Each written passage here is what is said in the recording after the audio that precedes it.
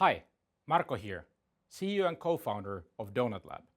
Today we are announcing a new video series that will share third-party validation of our incredible new battery. In January this year, we announced Donut Battery, an all-solid-state battery pack available to OEMs today. Not only is it the world's first solid-state battery in production vehicles, but it also combines all the best potential features of a solid-state battery pack into one, at the price that competes with lithium-ion. Now, this is something that obviously disrupts the entire industry, and the reaction has been intense, and honestly, not unexpected.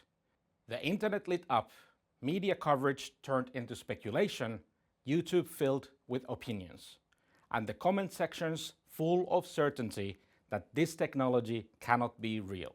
Some called it a scam, and others said it was a marketing move to raise funding, while others said it's simply too good to be true. Well, this is not the first time we have seen this. When we launched the Donut motor a year earlier, a similar thing happened, at a smaller scale, but with the same logic. People said it was CGI, that our motors break the laws of physics, and if this were possible, big companies would have done it first. And actually one of the first comments came from a representative of a major German motor manufacturer, and his conclusion was blunt. This cannot be true, because if it were, our organization would have patented it 60 years ago. That's not a technical argument, it's an assumption. If we didn't invent it, it cannot exist. Since then, Donut motor has gone into real vehicles, and this year you'll see the first trucks and even sports cars powered by incredible Donut motors. Now, the same pattern is repeating with Donut battery. People have been trying to solve the story from fragments. Some found an empty building that belongs to a company that we invested in and built an entire narrative from a single photo. Aha, there's no production. Others claimed that what we call a battery isn't actually a battery, but a supercapacitor. And suddenly that becomes the most repeated explanation, not because it has any evidence, but because it's easy to repeat. And then something else happened. It stopped being only random speculation. The scam label started getting repeated as if it were settled fact, because the media did what the media often does. It looked for authority. It went to industry experts, took quotes at face value, and repeated them widely. We've heard it directly from the so-called experts, people with titles and reputations. People quoted in articles and interviewed on camera, and they said it's a scam. That is not even scientifically possible, that the research doesn't support it. That is why we are making this series. Not to argue online and not to trade opinions, but to put measurable evidence in public view so people can separate what's asserted from what's verified. So why didn't we publish third-party validation immediately? Here's our reasoning. We've been preparing for this for a long time, and we've had time to think carefully about how to bring this technology to the market. If we had dropped complete third-party validation on day one, the controversy wouldn't have ended. It would have simply moved. Because when certain people don't like the conclusion, they just pivot to a different claim. If you prove the technology works, the next argument becomes something else, like industrial scale, for example. And scale would be the perfect battlefield for doubt, because it takes months and sometimes even years to demonstrate in a way that really satisfies everyone. And in the meantime, it's easy to keep questioning. And that becomes a tool for the giant competitors of ours, and it becomes a self-fulfilling dynamic. The louder the doubt, the harder it becomes to fund scaling, because investors and partners also listen to the experts. So we made a deliberate decision.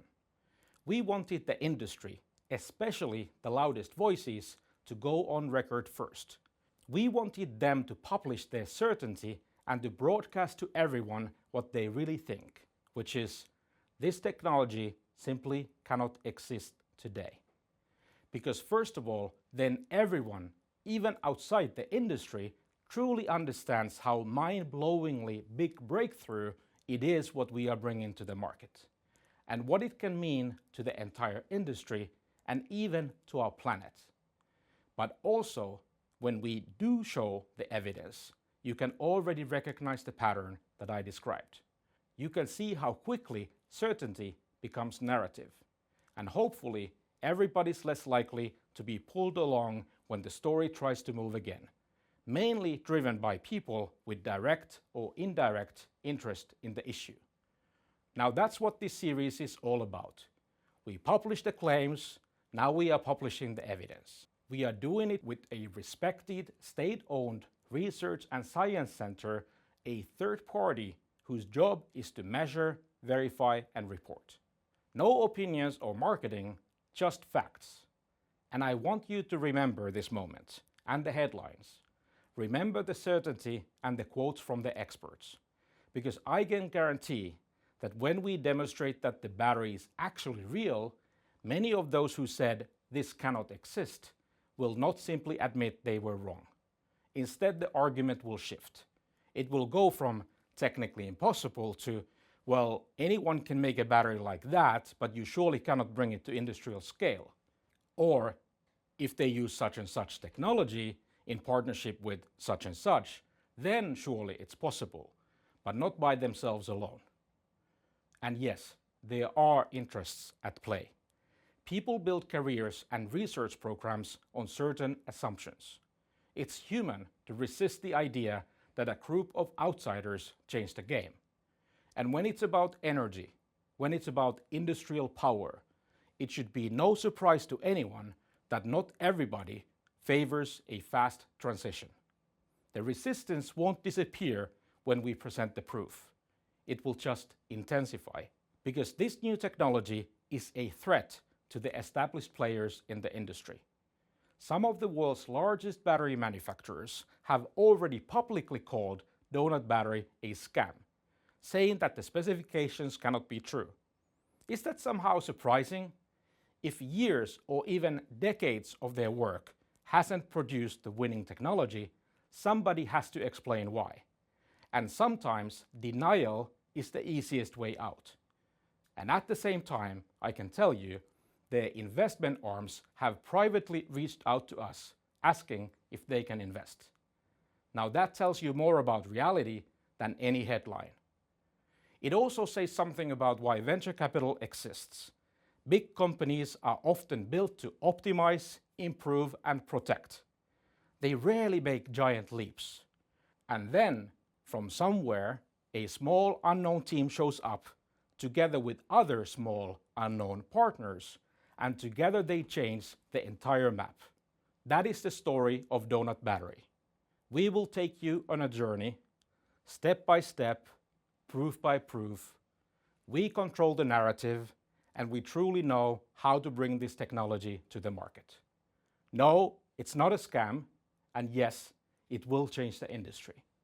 Welcome to the Donut Battery Proof series, I Donut Believe. Let's begin.